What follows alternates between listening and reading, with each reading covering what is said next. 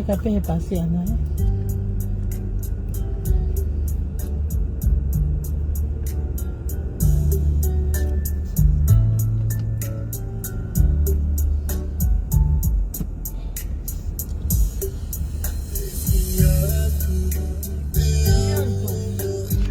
He pasi e.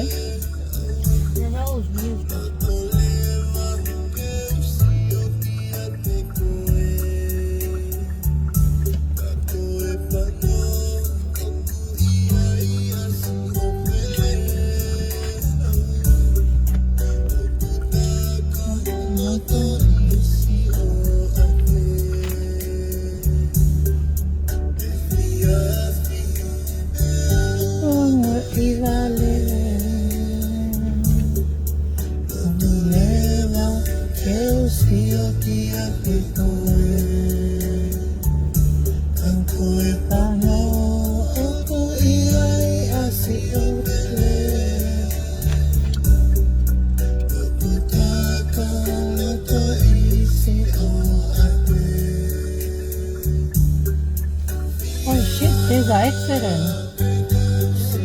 Yeah. Just here. What the? Oh. What the? How? They call the police?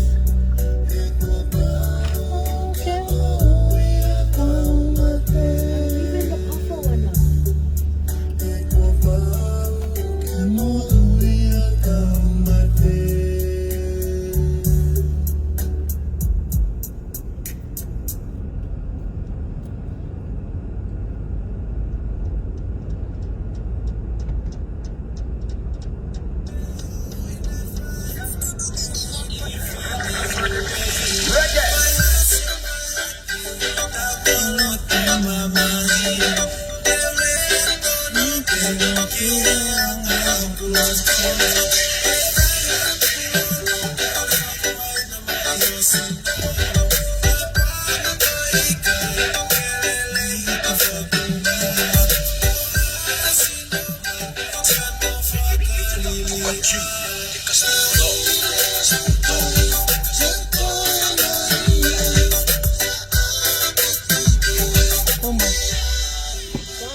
Bye. Elefante.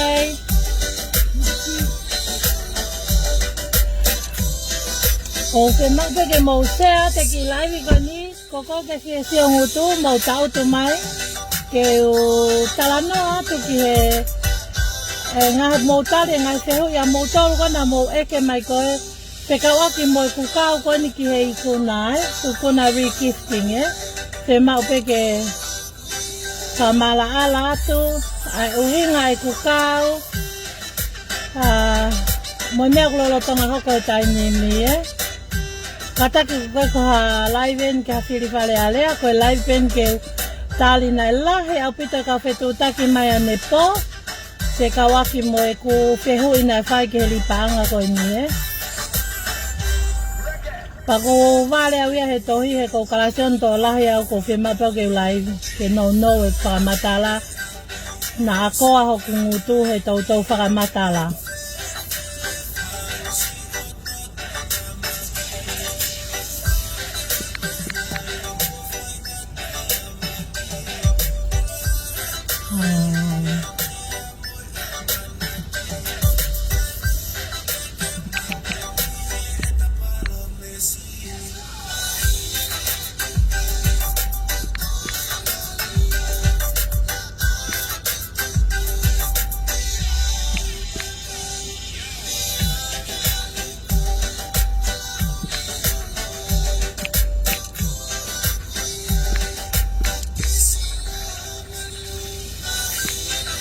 Mana tu ina ke aya ke lai vi ka nga kula he ai te ho ikon ka te a ko paule va ke lai via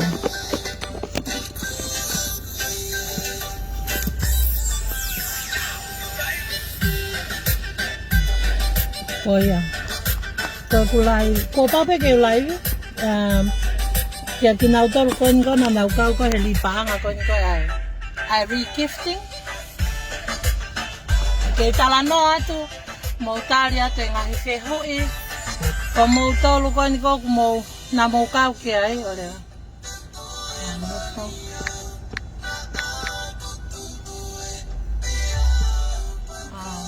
Ko whakawhi atu mo toke mo share te ki laiwi koe ni kau tala no atu ke li paanga koe ni Ko tala no te ke tali atu ho mo ngahi te hailia ke tali atu ho mo ngahi te hui koe ho mo message mai ane po ke te au mo e ku kau ko ke li koe ni kono mo ni o nai mole la mano a koe he li paanga koe ni pa ku taim ko te eke atu ai ku kai ke tali mai whehu ia kai ate ki ki taia datok whai whetuku aki koe ku whesio ngutu mo share te laivi koe ni ko ku laivi koe ni ko whe ma upe ke make it clear to everyone e ku kau ke paanga ke li paanga koe ni ai regifting ai hakoa ai ikuna regifting na tu waki mai koe Sela Alovili pa ko kore wha mole heni ka ke mo tolu ko mo na mo kau ko heli ko wha amo ke mo kau mai ke laivi ko ni ke tali whaka anga taha tu ko toa ho o mo whehui he ko ilo e koa hoku ngutu he whakamata la ka ke tala mai pe e tae mahino e ka te kumano kau hanga make it clear ka mo tolu e ku kau koe ke li paanga koe se atu e ku laivi mo se atu e ku laivi ke toko lahi he ko mao ha loto lahi wheunga ke tu hei hoa koe ni ke tala noa o te tā mai hoi koe uhinga kau kole atu ko koe na ke kau ke he ikuna regifting kau tala noa atu kau kore atu mo share te kulaivi pau ia te kakai ko mo ilo na nau kawai ke nau ua mai o sio he kulaivi kau tala noa atu ko inga ko au nai mole lahi a ko li regift ko ni pa koe ke uwhi e mao ke tala noa ke mole ko uwhi e mao pe e au toi pe ho mi skola mai taha ko ato hapo ho la e hena mo tanoa ia hoi ko fie mao ke tala noa atu ke make it clear hoku self good morning Ana ki he kakai ko ni ko he li paanga ko ni nau kau ki ai since ma asi last year ko au to tahau ko sa ia mau pe ke tokoni ke kakai pe ko whakakau ko overweight I use ku seniti ko aku ko he ku kai McDonald's ke ave o top up ki tonga and I give it to anyone who needed pe introduce ya ke li paanga ko ni ko ai ikuna regifting tag mo silo pe na eva live ma pe a Sela Alovili hono tua ke li paanga ko ni sai dau kau ki ai ko se a ko te totongi to la tau whanoa ula se aia dala mai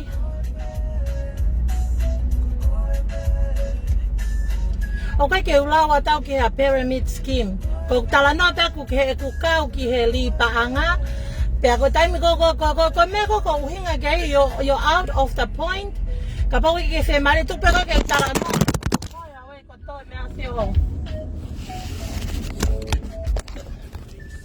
it's not mo te mo offended ke pehe ka ko tala no pe ko ya maa ki e ku kau kon ke me kon it's not something okay ke kau ke please darling ko e ku tala no pe aku ke ko ausia ko aku tu pe ke fa tala no kapau ki fe mari ke kata ki make your way out okay ke pon ya ke hataha ko men ko sio ke papai mo ko tem ko wa ko ke taimi ko kakai ko na fai to no ko ke mea sai ne tamai ke to tong se taha which sai pe ya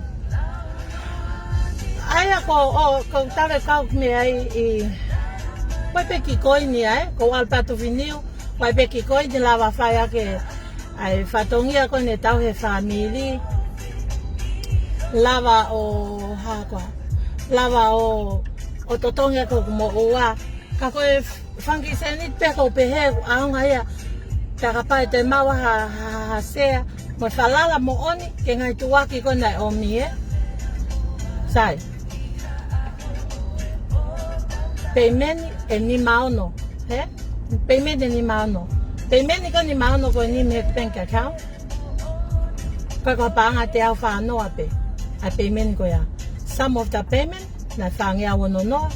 Some of the payment na wangea wal noa. Some of the payment na te au whanoa.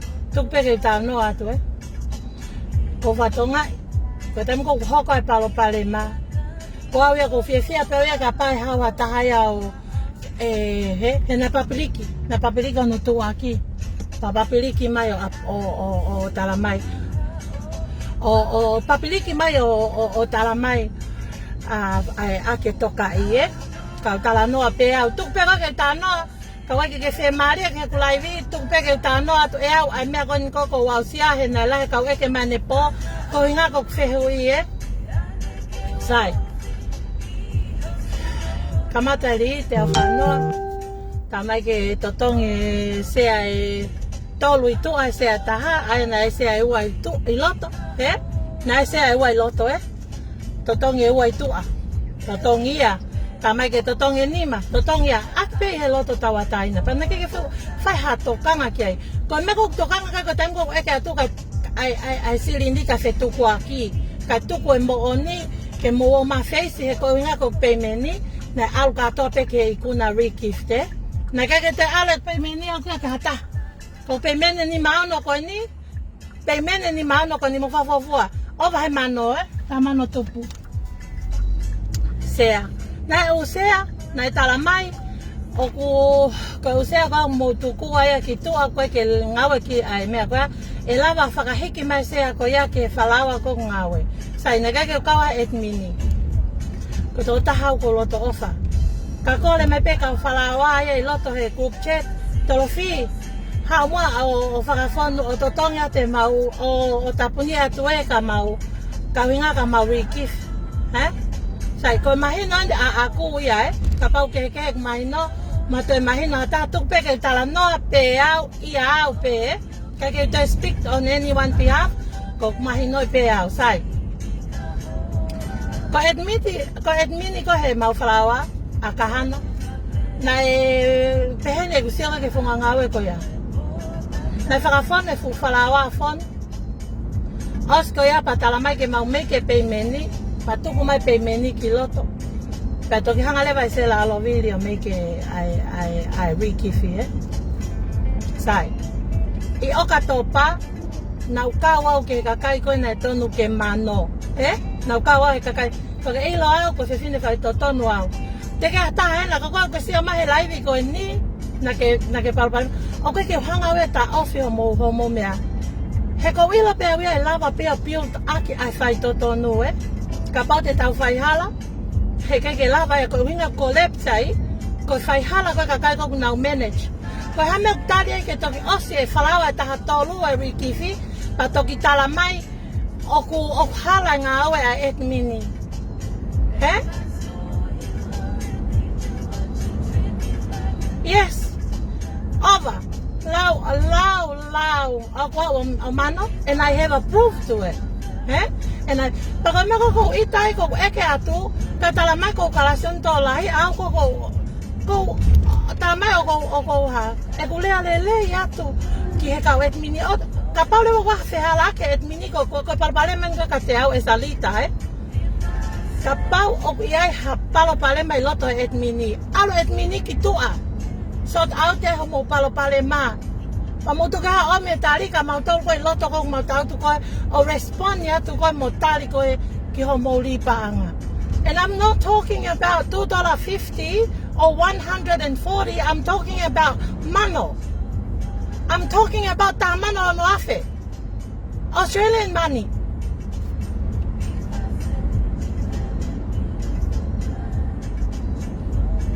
si ko ya pa tu ko ta pe IT pa mo ta mo to ta fulu I mai au ko ha o hinga.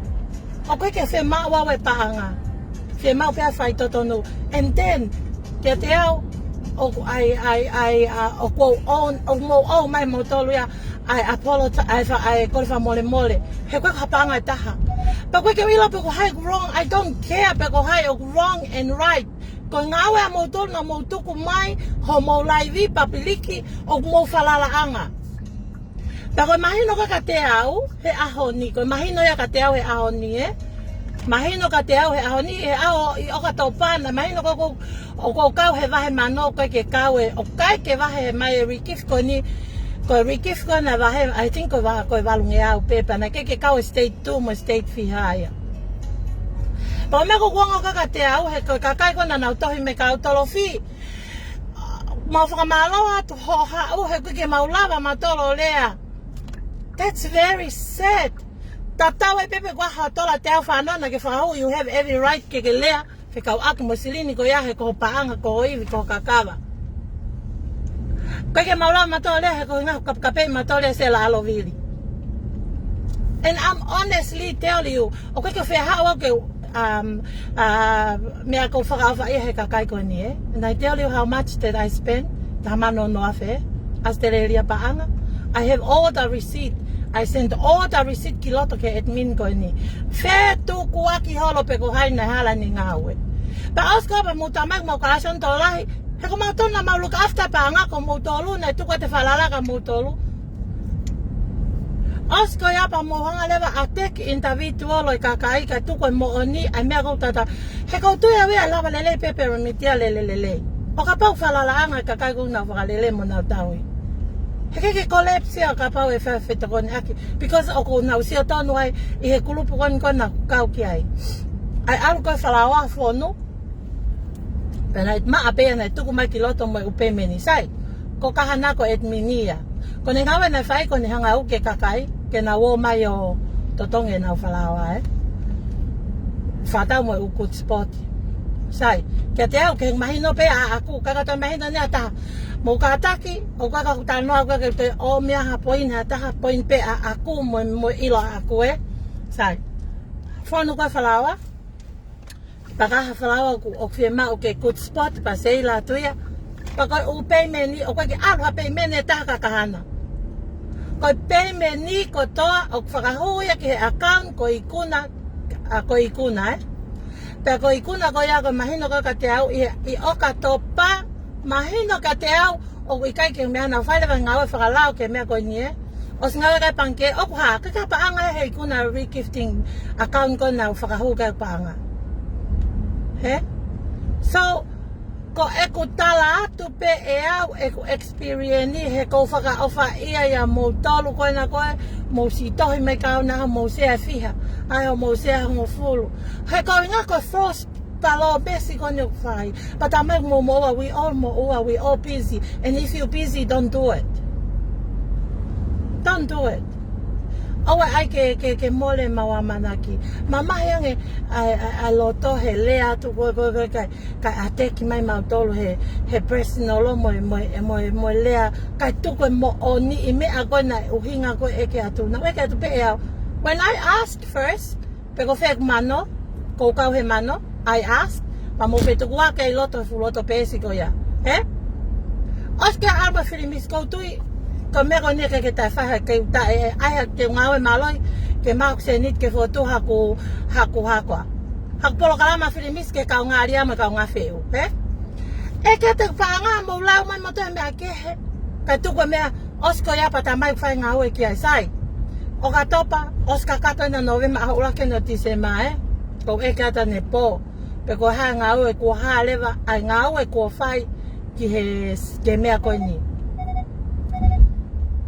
Tala mai ko tai mahino mole hono e ahe lea me ka te au ko tai mahino se ni te na ta mai ko rikifi na mau rikifi he na mau admin ke mau ilo ko hamena ho ko loto ko me na ilo Sela ko every money that I deposit to your account and now I know ko pe ke ko sign to ta e paanga ko ni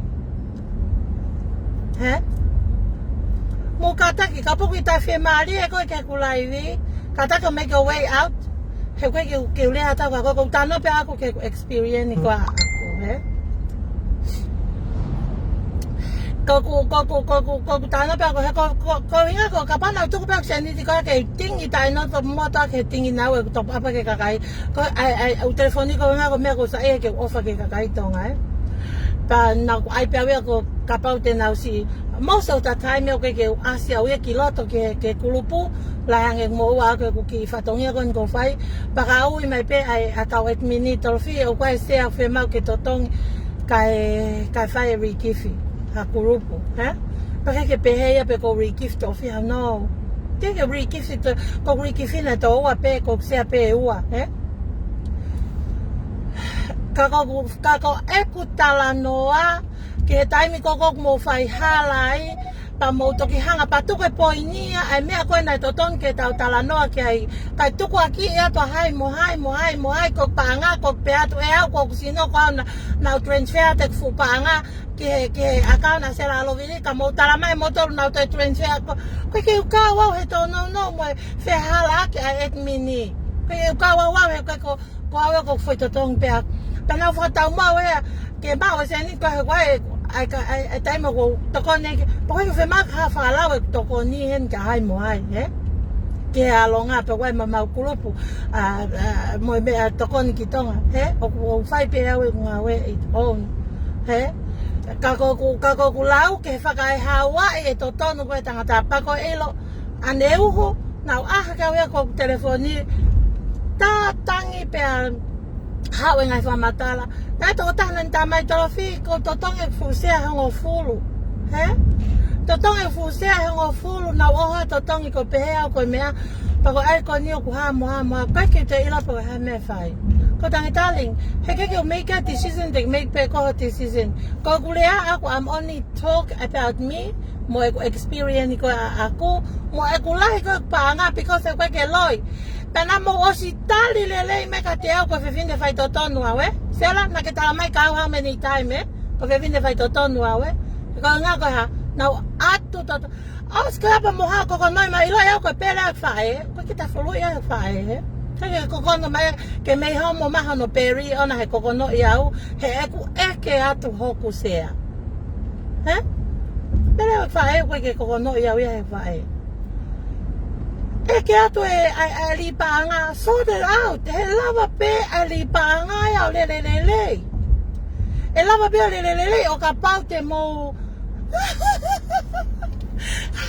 e lava pe li panga ya le ka pau te mo fai totono pe ausko ya pa mo ha mo to ateki ma tolu a ma tolu kona ma tau te to na ke ha ma fatonge ta he me ko ni ka ko fe va matala te pe au ya kia mō talo, koe uhinga, oko whakawhai whanau me sensane po, he tohi mai, ko tala mai experience, the same thing ka wike nau lawa na tolo, lea sela tigang ko kape na tolo, mo kita ang na tolo. Koe kia whie kape au hataha, because everyone have their ko tau tau ko ka pau lewa mo tui ke mo tata to nga ipe mo tol pa ke ko fa nga maya mo ma foi ma mo to tong no fo anga mo me ko mo ma pistiki ke ha ta mai Faka'ofa ia ngai hanu ko ne po na tala mai ke na lava o lea ko winga ko na ke tau tu na fa am ke mau na ki seniti he lava le pe to tong mo wa lava le pe fa tong ya kako kulea tu because family pako mo oni pa mo ilo pe mo tol ko na ilo to ko ikuna na share te fu ot payment 56 payment of 140 not only 140 pa mo fika le vai some of the payment is 500 and something some of the payment is 280 460 pa na was share loto ya me Pako whaka seniti ako, seniti pe ako ko inga ko overweight he lahi kai McDonald's pe ka pa te mau maha seniti pa wai ki tonga Pako kai ke ha ua wia pako ke politiki a wia ko inga ko unga pe mo ki nga we lele pe ki mea even I take my head down to all of you ko scholarship ko lele i tonga He? Tele pia e kuskola sipe pia aku ya te au pe wiki kau mai hataha ia. Pako iko hao ke whamatala atu ia ka koko ui ngā e kutawhia maari ke no tuku aki. Oskapa toki tuku aki ata hai.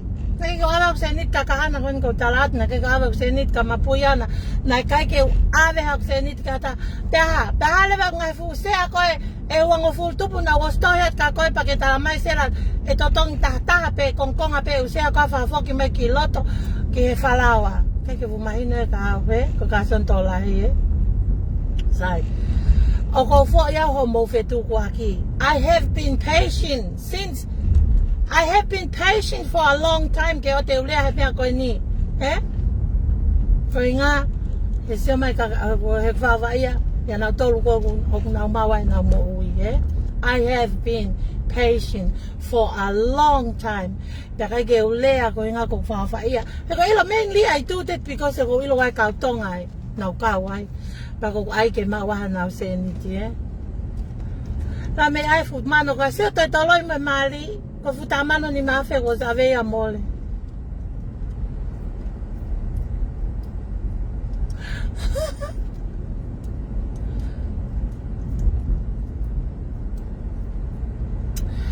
He ko mau whaka mole i ko hu mai peki toko taha he ke lau ke pyramid scheme darling. Tuku pe koe au ke tala noa pe au ke experience ko aku, eh? He ko Sela kasi. E ko ui ngā kou tui pena mo osi sio pe ngai live kon mo kata ko se ate ku live. Ko yo hanga ta ofe pyramid scheme. Kou tui pe we lava pe lele yo lele eh. Ko me ko tokanga ki ai. Ko taimi ko ku kai ke lava i ko kakai o le atu, eh. Ke nau lava le atu e nau totonu ko nau tolu ke e nau se niti ko nai li sai. Ko ku kau kon ke li I have all the proof, eh. Ke ta mai ka ko fe fine vai totonu au, eh. Na mulea mai pe ke tokon tapuni o se ako tapuni, eh. Ba mulea mai ke tokon ya te fone flawa pa wala to kau ke ai, eh. Paus ka pa tamai ke tuku ate pena ke seo mea ke tuku ate pe IT. Pa tuku ate pe IT pa mahomo to tafulu ia. Eh? To tafulu ia e tuku ate. Te tafulu i mai kukono i mai au e tuku ate pe IT, eh? Sai. Tau alewa ke polisi, eh? Tau alewa ke polisi mo e hopo. Mo e mea ko ia ko whamange mau na se niti ka ngau ia wahai ate se niti ka mo tolu ko na koe. Pana ke te invite a ta ke hao staka he mea koe ni, eh? O ngai whereni ko inga mo family ba mo hato e taha ko inga ko sio atu na na wo mawhihi ai Faka'ofa pa te te ko au pe toko taha pe na kau ke mea ko ni pa ko silin pe a ako me paanga pe a ako panke pe a tolofi mano na ni transfer a taha mano o no afe ko ni a pa u paanga ko ni ke li paanga ko a ikuna wiki, eh. Pea osi ko ia pa moto ke hanga mai motolo a te ki au tala mai ko wale kua. Ka pana wale kua e keke haku seniti. Yes, ko oku iai e ku koi ai everyone. O wai ku e ku Bitcoin. I have a Bitcoin o ku o kau ki ai, which is good. Ko ai pia ke mau e kwewhi ai. Ke tuku e ku kai me tonolo mo kai te kawai mo feti, eh. Ai ate mea kai ateki.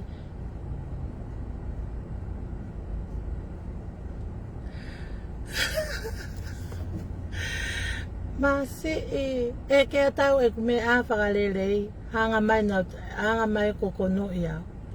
Me homo mai hapero ia taha e kokono mai ka mana tu ko au ko kakai princesi tau lea molu pe kana toro e ko ke tau kokono na homo tau. Sake ato hapo ngutu hena mo ai mea noa ia. Koe pako awe ka toko taha ko mo fia he. Ko taha ko mo fia.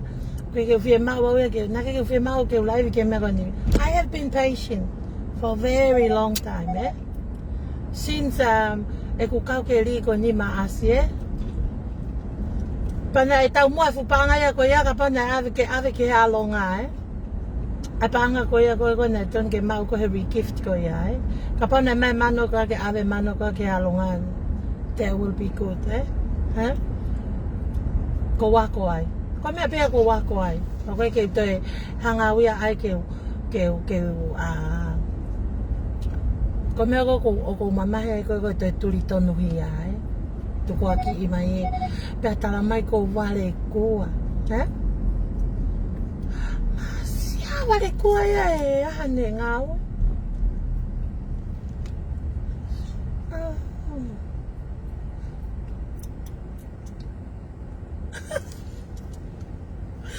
Ko ia lia mo ta ut meli no pe loto he ka le ke o se kulai vi ke va matala ke fu mole ko ni he ko ki mole sisi eh mole lai e mole sisi pa ngali fakakata eh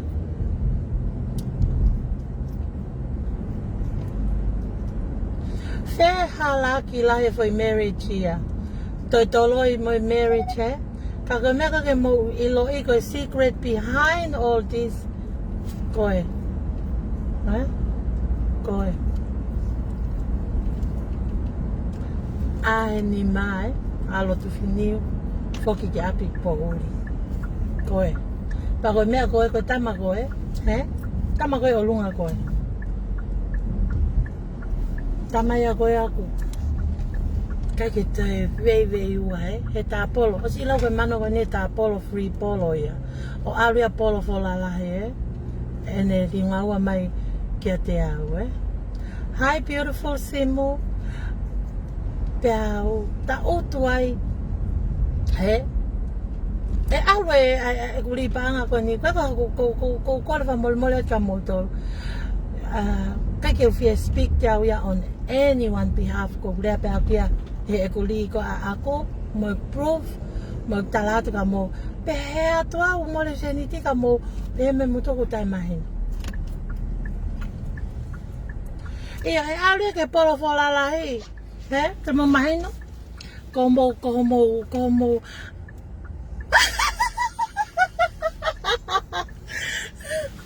Iai ha vale kua ia e whaurika, he?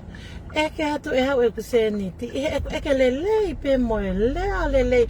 Mana tui ko whae o ke kokono ka au kone pele au. Ko kokono mai hawena, homo maa peri hata homo kokono mai, e ke hatu manona o whai totono at ka motol, ko mutama pe totongi e no time straight away alat pa anga ke account, he? Ko mo tame pe totongi alwato. E ke mo to e ke awe homo fia eh. Pa mo share mai how e toto ate ikuna regift ko mau tolpe mau fight tonu. Eh? Po ha aone. Tale ta ke mano pa mo mo to ta mai ka o ko ta imagino pa ko wale kua.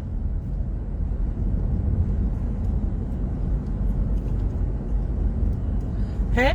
Pakoa ko ke fie ate ke awia hataha as individual ke ata kemou motor. Ko kamata ne klaivi ke tala no atu e ke kamata ko mo hanga o ate ngai proof ko ia e. Ko paanga ka to ko ke ikuna regift. Ko to ta ko ne to nga e ko Sela Alovili pe. Ko akana Sela Alovili o smart information ko ia because straight away o ka topa ke lava ko ke ma we mano na o ka wa he kina tol ko na phone ne le falawa. Ko me ko sio ke ai.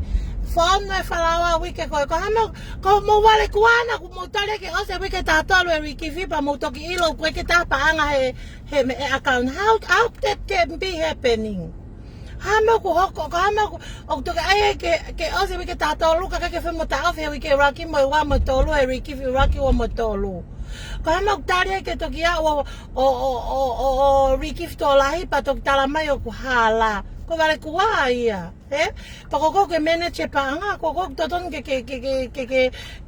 fai totonu pa te tato ka ko au ko ta pa anga we ali pa anga ko golden girls ko li pa anga ko ta mai ki pe una uli pa anga pa ke se ke o kwa to ko wa ma ke o pe ne fo nga ko ya o ya me pa ke o ta pe ko vale kua o ku ya ye o fefine kuna tau he pa anga mo secretaria. Tawa to ta ko main signature ko haya to fi manu yo main signature. Ko nga ke ha te wa hono e pa anga ka kai he ko mo o ka kai even up to 50 cents Mo interest. O ilo kaya ko tayo ko to pe ko me mi pa helipanga ko ya. Pako ke te afa veve iwa fora he to pe fu statement ni ya he kulupu ke na usi o ki ai. But ever for ta ko to pe ta ne fa. Ne ko ta pe ne fa eni ma ki mai ke fo no ko ni. Me ko fa pango ai ko e talanoa atu ko ke li ko eke atu ko ha ho mo sort out e ai palo palema ko ateki mai ki tai ai tala mai o pe pa tala mai ko he pa ko talanoa ke vale ne seniti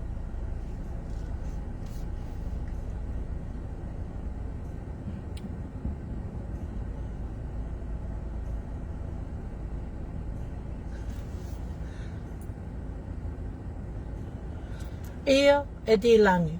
Osi ko ya panehanga ya hauria ke te taaki mai ya. Oska pa almo filimisi. Ko ya di langi ko fotua te tingi nau. Ai ke ata upolo kalama filimisi. Ke kau ngāria ngā feu he. Ko ku uhi ngā e ni. Kaka fefine politiki au ya. Ko ngāwe pe au ya myself. Pa ko ku ai pe au ya. Au kau koe ko. Okay, ilo I take my head down ka mo tolu koe ni ko mo si. Kau e lipaanga koe ni. Because o ko mahi noi. Ko mo ko mai no you know ko lea ko mo mamahi ko la vea e na ilo he tau tup masiva and in out of all of what we do ko tau ofa ki tonga ko tau ngai family he pagulawa pe he ku ki tu finiwa ko whakakakato ngai fatongia ko ya pena tai mia na no pe pa ai ku a o te a whanoa top up no e pe ai at nau tolu ko i tonga ko nga to me ko fevia mau pe ki whaka ki seniti ka tae kauia he ngai mea ofa ko li pe ko misnale pe ko ya oko li e ngai silini ko ya ki tonga o tokoni ka na toko masiva ai Osi ko ia pato ki o mawhetu kua ki. Ko whato ngai lai ngai kakai kou nau rani ngai me peni. Osi ka pana tuko makape ato hai mo hai. Ko tā nā pēr koe ke sirini ko aku mo payment ko aku o nau whai koe ke ikuna. Tā whano noa. Or maybe more. Tai peho tāna tāka to hako hola e he na tā noa ia. Osi ka pata ki tā aki me mea ke he, ka whewhe poini, a poini koe nau eke ato, he. Nā kenge tā koe inga, koe ke toka ngā tako mō ngā we, ka ke toka ngā poko, sa ia pēo ka pau wa hato no, he. O te mohama to ai ke mau safa, mau tolu, mau kau atu ko mō lipa anga, he. Anyway, koe ai, tala monoat ke ku whanau scholarship, ko tā pē, lava i ikuna ai haka ai whinga koe tau koni. O whātu linta leua mama, o whātu kako o whātu kok family ko toa. Pa koe ke uhinga kulai vea o kakata mea ko tala no pēo ke experience ki he lipa anga koe nau kawat ki ai pa. Pa ko lahe taimea nau mo wa pēo ngawe pa koe ui me pēo ke waha totongi ata seniti, he?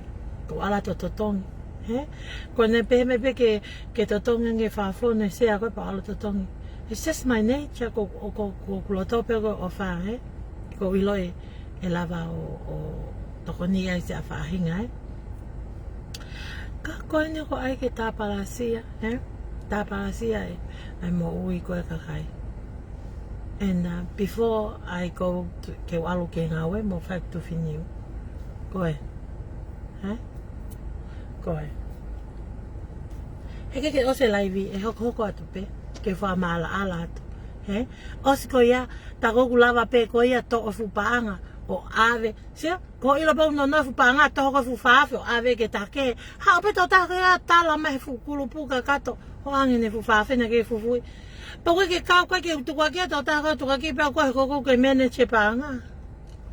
Ha we sane, o whata mai kolo tanga mai kolo ko o whalahi at kia Pa mo ilo koe pēra e whae, masika seo mak whae ko muhanga ko hao kokono i au masi e tangi lahi ia Ko inga koe ha, ko whewhine whai to tonu au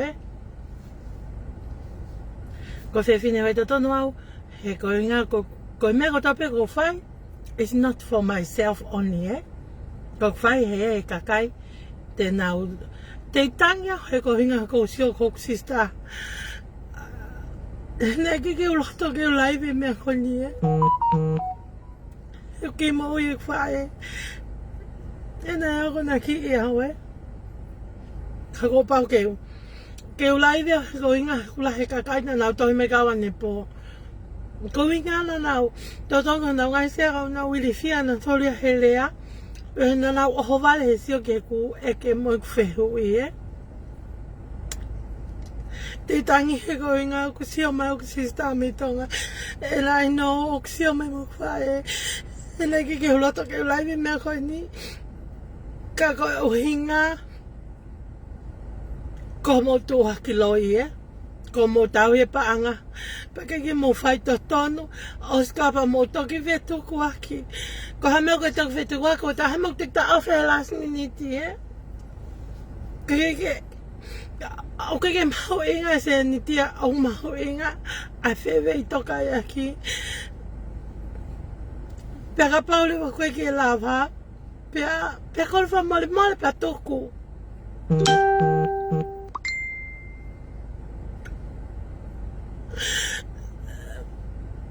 Nau he aoni te toe ke tangi ka ko inga ko tangi. E ko ilok sio mai kwae. Te ko sita e sio mai kulai.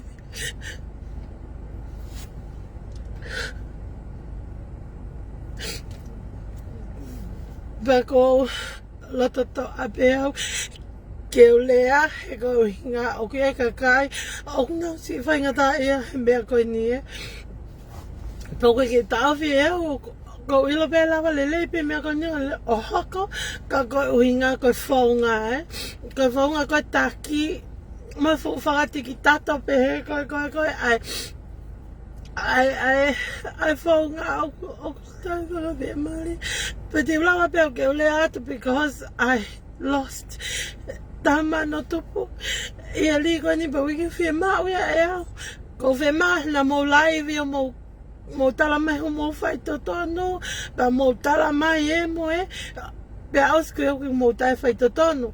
Pe mau eke atu. Pa mohamoto a take motol as an individual. I took a point here. My point is, kung mawilo oku ikege lava petuku.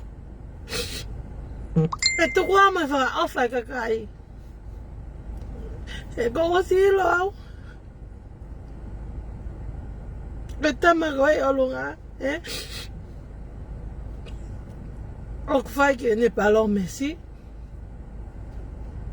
Pe o whai ke ne ngai tō ni. Ke kua ki panga sisi. Pako lawa pe a whakakata o kuatongia. Ke o family o ku. Fo kuatongia po tau o family. Ako loto mama. Kako ku live pe pompongi ni ke Italia atu. Because so many people. Because last night now eke ato ke kulupu ikuna pe ko ha na ngawe ke seniti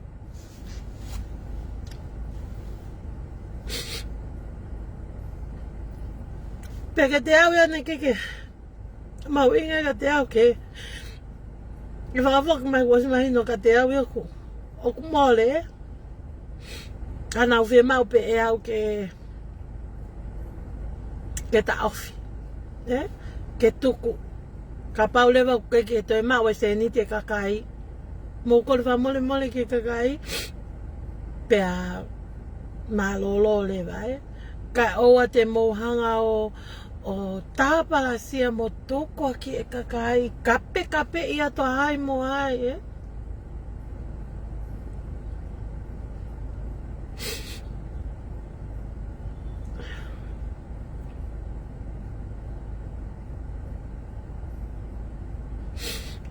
Tego ki panga sisi.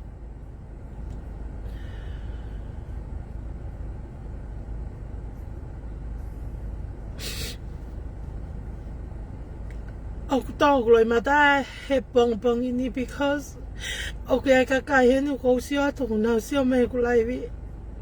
And kok mafuki na tolu ko 5 million manu, this is my sister-in-law.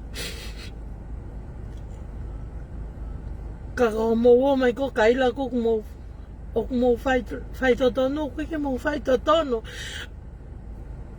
Ok sai bega collapse, ok sai bega we entitled to have some kind of apology ka awa o se patuk mato ke tafaki ka mo lela to hoko te lipa anga vai koe.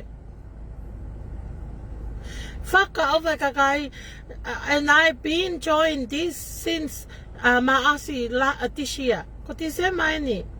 Na ke fai o fatu vika.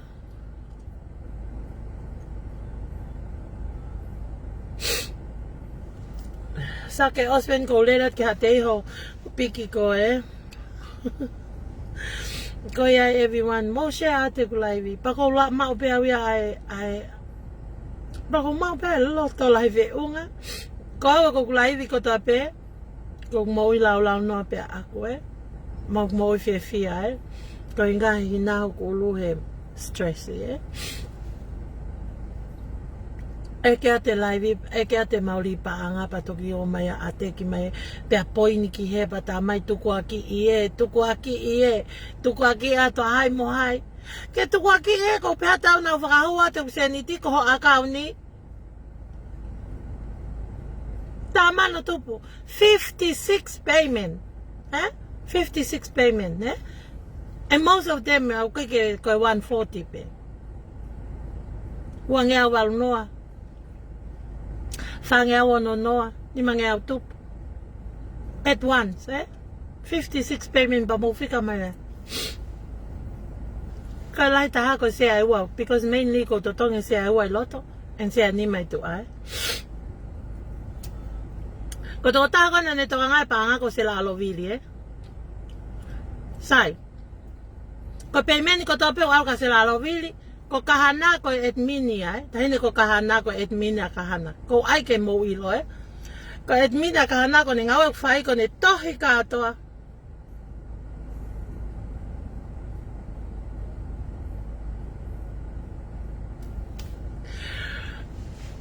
ko ne tohi ko toa ai ka whakakakato ko I whalawa pa ne tuku mai ki loto Ko taha mano ni maafe fitu. Mausio anga ke ko taha ne et mini kulea mai loto ko ni Aya ko taha mano ni maafe fitu na tonu ke peia I okatopa anga fefe ene short ya anaya he foi last minute pe kon ke pei. En tolua fe fitu o ke asimaya. So ko et mini Ko na ngawa fai ko na hanga pe foto tu falawa phone and we make the payment. We don't make the payment ke.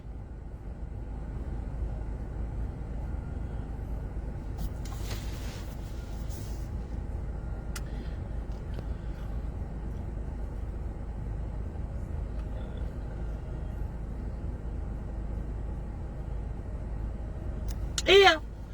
Ko yan ko winga ke ai Ko etmini whanau mai, mo whanau mai, ko etmini ko tahine ko kahana I am so happy toho ku het kia koe, he ngawe lahi mo whai He ko mo whai ngawe ko a koe he kahana na ke whai ko whai whakafono a tātape a whalawa. O ke tuku mai ka mautol ke mautotonge mausea, pa ko mausea ko tōna totong katoa ka Sela Alovili And I want mautol ko na mokau e lipanga ke mo lea mai Iyo. Pako fe mau ke se ate live ko ni ke o katili la Mo whanongo mai. Na hanga kahana ko ngawe pe kahana ko etmini na ke alfa paanga ya ki ai. Ko ia pena hanga foto tu ko falawa mo whakahoko ko pa ni talamai ko hai ku regift ko ni pa ni tuku mai ke kulupu Na mau. Pata mai sela ko regift mau ot regift tahatolu mau o he mani No. Ko mani ko tope a mautolu na ke deposit a make it clear he tainimi.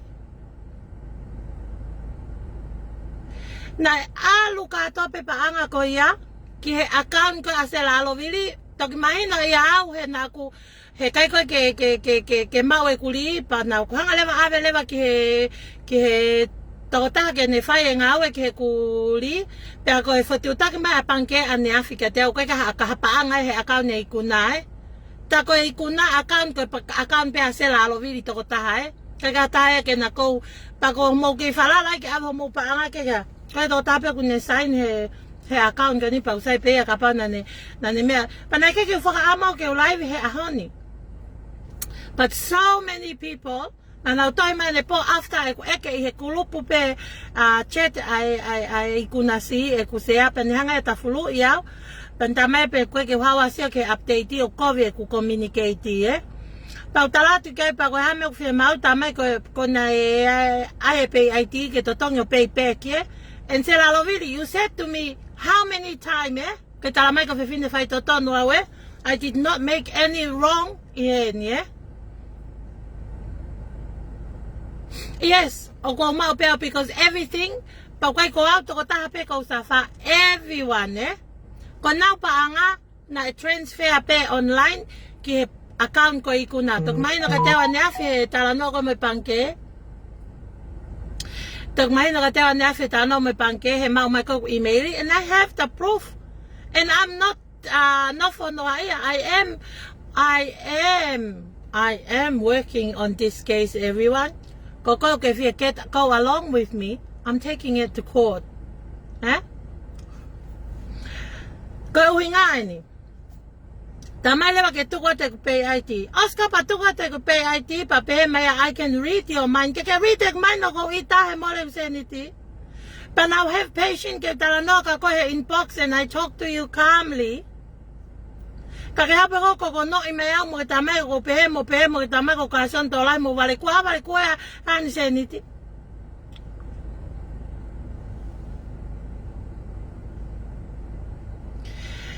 Vale kwa ya tu ko poinia na ke atu ai ho tau ye panga na ke paromes mai ke ai ho live pa ke tala mai ko tu ki ko kahana he na aba ho senit ka kahana Nika aba ko ni ta ka kahana ko ngapa kahana na vai ko me ka ke to tonga ko ke ai Sela Alovili. I want to make it clear, ko me pe kahana ne vai ko se ai no firma ko spot pe te ke to koni mai to tonga se ko ka ai Sela Alovili. All my payment, my 56 payment, na ave pa ko mo tor ko na mo loto ko he ikuna si na mo sefa ne po ke ku se atu mahalo pe ko receipt and valo. But I have all the proof, pa ko men ko ai ate ke ta ma se ni ti o me li mai ta ke filimisi of what to ai ke ospenu foto e programa filimis ke kaungaria. Fakapiko. Eu ve mau we ke o abato ate ke ata ko ve mau we ke ni ti ve mau pe ansa. Ka pa ko hala nga we pe mai. I'm sorry Dorothy. Ko no nga we. Ko pap ka mo ko public tu aki ka ke lava ko public mai o ko mo mai ke ka kai. Na mole na te fa nota mai mo fa mole o no. Pagana ko fu to taha na ko ne stuku mai. Tamano ni mafe e fitu na ton ke payment ke kakai talo lele li panga from maas. Lele ko hame ke iloi. Hame ke iloi e payment no e payment ka pa ku ke pe ke poto ko yao. Ka kalason to la yao ya. Ko kason to la hen ko talata ko fai to mai ke kai ha se ni tataha. Ha ko ai ke ilo ko na tafe pa ilo ai me ko to fu to matolu ok mo oni ko ai mo se ata ka al ke ngawe na ko ha ngutu he fa matala ka tala mai ai pe ko ta e maheno e ke atu exenity Eke atu ko eku li eku pehe atu e au.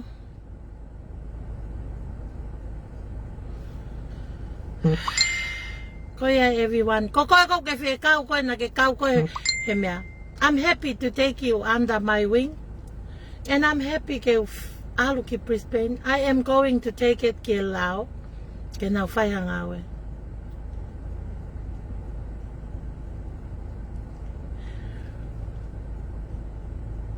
And I don't want my money back. I just want everyone. And everyone ke fai totonu. That's all. I want you to take accountability of what you're saying to people and say, I'm sorry, oku fihalaki. You know, we'll take it on. Eh? Kako ayaw te patala maya. Tamaya ku ha. Patamaya ko vale kua. Pako tamaya ko kasyon to lahi pako tayo mahino.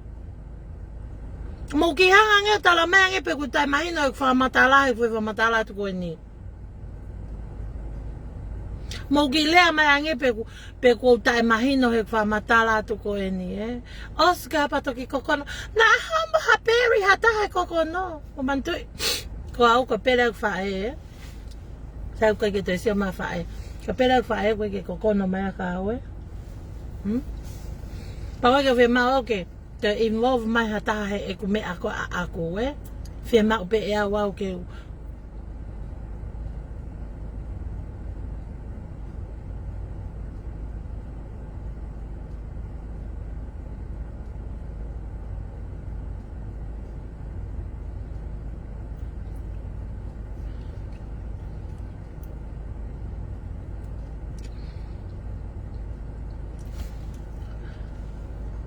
Now, start to pay kamotolu kapag ke musai kulaivi. I want you to make your way out there. Make your opinion ni. Moho olea. Ko kulea pe ako ko nga wege ke ilo mai awe.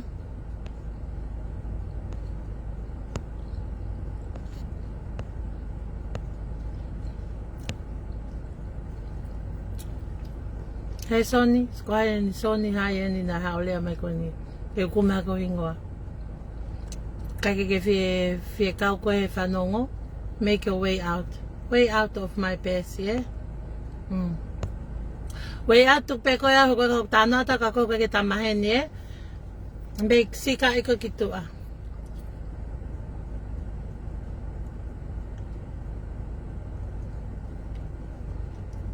Koe ai ko ofat ka motolu. Koe ai ka alisi ko ofatu, eh?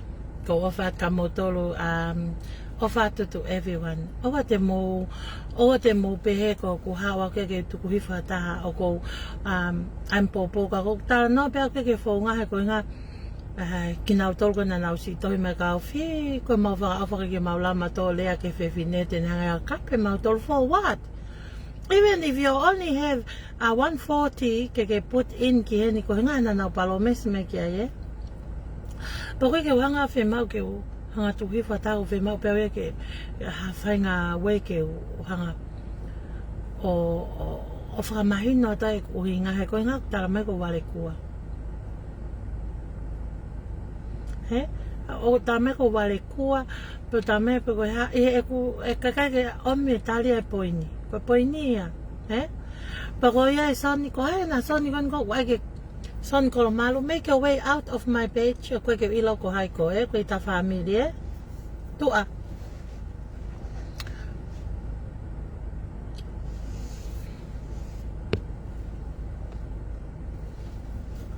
Ta imagino. Koe ai everyone. Te alo lewa ki heo whaik tu finio. Ka ko tala atu pe ka motol. Because everyone ask me. Koe hai me ta hoko koe ki he. Ko whamatala toto nupe ia. He? Ko etmini, ko kahana. Ko ngawa kahana den whai ko ha, fo tutu e whalawa. Pea ha, paui me matoke mausia. Tutau mausia ka hai, akau na Sela Alovili. He? Pea ha, ko hana ne ha o accept mo confirm ai pay AUD, Sela Alovili. Ko hana ne whai ai pay AUD, Sela Alovili. Ko ha mena hoko, o katopa mahina ko o sina ha, na tonu ai ke ai fo i tahamano ni mafe ai toko fitu. O ko ha kai pua kai tahamano ko ia, he? Mole. Toki a opea ke aho kona ai ke wahe ai tā mai o koe ke hapaanga ai. Talo ku whalongo me 4 weeks. Pa tā mai te nau ngau e ke ai pa toki tala mai Peha, pau e ka tāne pohe ko ngana o swai ngau whalao ke ai pa tā mai emaili. He panke he tōtaku ne whai ngau whalao ke ke hasenitia he akau ne. Peha, pau e ka tāne pohe pangahi i mea au ia. Pena ka ke sio ke update ke ange na osama ke ange mau fika ke totong sai. I was so patient. I give my my PIT last night. Kapton ke nes mau pe ko PIT eh. I give my PIT last night. Oscar patu mai ta fulu eta mai ko warikua ko tai ako ko tai mahino. E ko e ke tang ko ke to e ke tawia I hato e taha. Kaya to e ke tawia e mo fonga ngawe me a mo tol et mini ka pa na mo tono no mo wo. Mo wo for sort out. Oscar pa mo uma ki tu ata mai. Ko ose tola. Kaya ke mata fefe. That's it. That's all. Kau ke mo take accountability a mo tolia a mea koe na mo pole ki ai. Hawe puli ki e. Kake mo take accountability mo tolia a mea koe na mo pole ki ai e. Po i uwhi mao ke a te ki hata pe te ulea ki hata. I'm just speak. Mo oni au pito koe chei pata e. Mo oni. Hele ko o kuia whainga hena unau tau tena ko unau lea me hena na nau kau he lipa anga koe ni. Pa nau kau peo ki hei ko hinga ko. Paka taha toi uhinga ko mawe kwewhia he toko nia to lawa tāpunia te ngai sea koe pa. Ilo pehe kauri ko ia e. Paka mea ke wha pole pole ai e. Paka mea pehe ke talanoa. And anyway, stay tuned. He te utai live atu pe. Paka koko waha whee ui. Ko kamata ke mata ingere o ksio he tangi. Ko hanga tangi ko ksio to ko ilo pe ksio mai whae me tonga. He live ko ni pa nai. I did not want it. Ke whae live ko ni eh. I did not want it to happen. I have been patient for that long. Yeah. Ka koe ane po. There were so many inbox, phone call. Ko tala mai ka te au fi. Ke ilo mawili fia mato he lea pa na keke to ai mau sea pa na usta tongi mau fia ma kau oho vare mau tio ipo ko eke na keke to eke awe hamene ko at ke mata apa ke eke at pe ko ha nga awe ko na na tala mai ko te na fai na tala mai ke ole te na ngawe ke pe ke pek o se ne wike fa te ke pek mata ha ko se fa ia o fai pe to li pa anga mo wiki fi we ke pek mai But whakeatu, os patamai ai koe ai PIT, pa ate pa te tafu I mea oi. Pa ka pei maha to wale kua. Ko ia e weane ale wale kua ke o ngawe ene se niti. Pa kua fu mile mila ifi mui he ku he ku kaana e mai mei tonga. Ke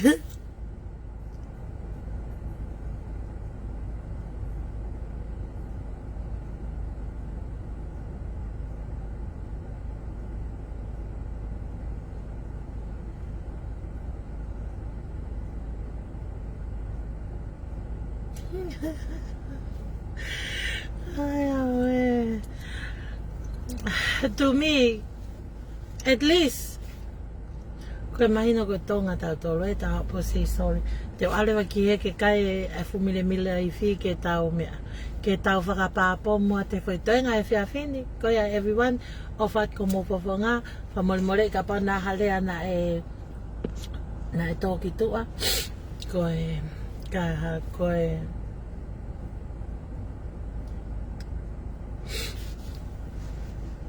e whakaamu pe ke mahino, whakaamu pe ke mahino ka moto. Wa mo share te ki laivi. Ko os kamata ke matolu mai hoku kiri. I'm ready to take this on. Muri ki eua. 56 of my payment. 1,600. 6,000. Tahamano no afe. Pena e ton ke ukawa he wahe koe I e mori ngā ia ka una mo hui ata church ke a una ke mo talano tamano no afe tamano pe koe payment katoa koe a mori ki e ua nai ave katoa pe ki a Sela Alovili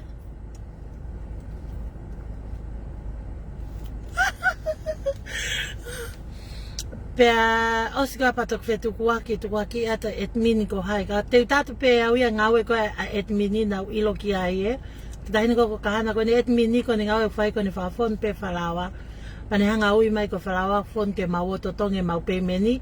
Whako mau pēmeni ko toa pē na aluia kia Sela Alovili, Toki mahino ka te awa ne awhi ko paanga katoa. Na keke hatahata e toi kou saini he paanga. Sela Alovili toko taha pē, Pea o koe ke mau te wahe I o katopa muri ki ewa. Tala mai te mau wahe I o katopa. Pea whiue he tāri koe ke kawe wahe. Pea oskapa na pa toki tukua ki ata hai mo hai. Pa kape mai ka hai pa kau moe ha. Awe. Hina ulu. Pa o te mo lea kokono mai ka au he ko inga na keke lea kokono mai whae ka au Hau ko mariko e le sisita. Ke lea kokono mai ka. Oska patotongi katoa fu upe meni Alu katoa pe upe meni ka Sela Alovili I have the proof. Iyo ne ave ia o whaia ke ha teke. O koe ke ilopo koe ha teke piveni. Manatua o koe ke. Hoia we. Koia everyone. Ko kol whamore mole at ka panata na ewe sia he kulaivi. Ka ko kulaivi pe au ke talat. O te hata ko kono mai ka awe. Na haumo mao no peri.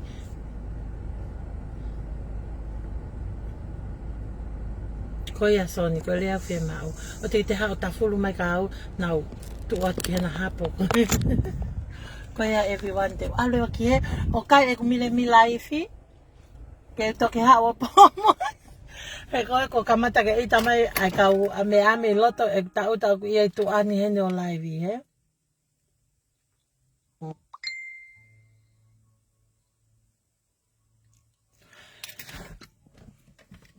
Koia everyone, koia e muri ki ewa ko whakotu atu ke whakotu ha tau whiau whirimisi. Ko ki nau tolko nau ngāria ko na ngalo ke nau whirimisi nau ke iki nau whirimisi. Ke nau lere mahaki mai ki he ka au ke mau whirimisi E ka te paanga ka o ma whirimisi. E ka te paanga ka o mai a lau talawa o whanga pularifu. Koia waha. Ha vale kua ha ne ka whakauri ai E ka tak paanga o mai a lau talawa o sama ki e. O hai. Ai ke whakotu. Te alonga we hakumano. Ko e pale ulu aki ia ke misko e kau ngāria ngā wheu.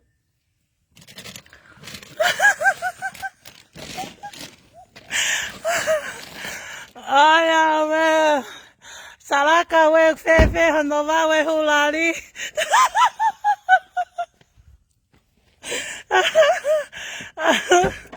Pea ko e whoi ho wania.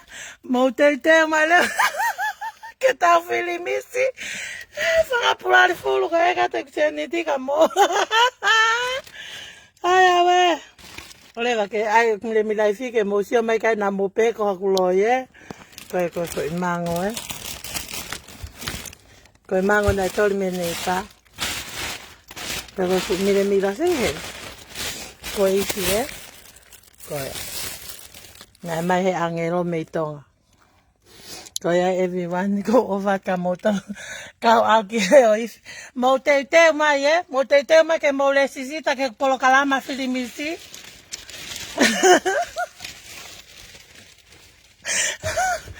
Ke polo. Hello, Jailine. Ai muri ke ewa. Ai ate ke whakamau Ke te ke whakalere ha mau filimisi. A mau tolu ka na ngalo ke mau filimisi e mau ke... Ai awe. Tau elo he kata e ka te sirini kai. Lau filimisi mai. Pride furu he ko haina E ke misi atu ko ai. Lavi ato mo everyone. Famoli mole iange. Ai fu live pe he. Kau alu ki he kai e fike o hau ken pa ko mo te fie live pe pa. Mo kau mai. Mo share te live ko ni ko yo fie kau ke filimisi. Mo kau mai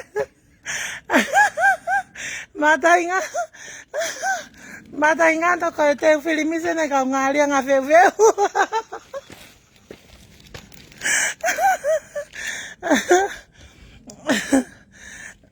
Koe ai muri ke ewa futu o toa au.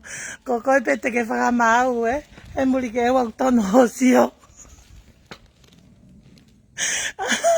Moa ma ke tawo ka iwi lavi e at everyone. Bye.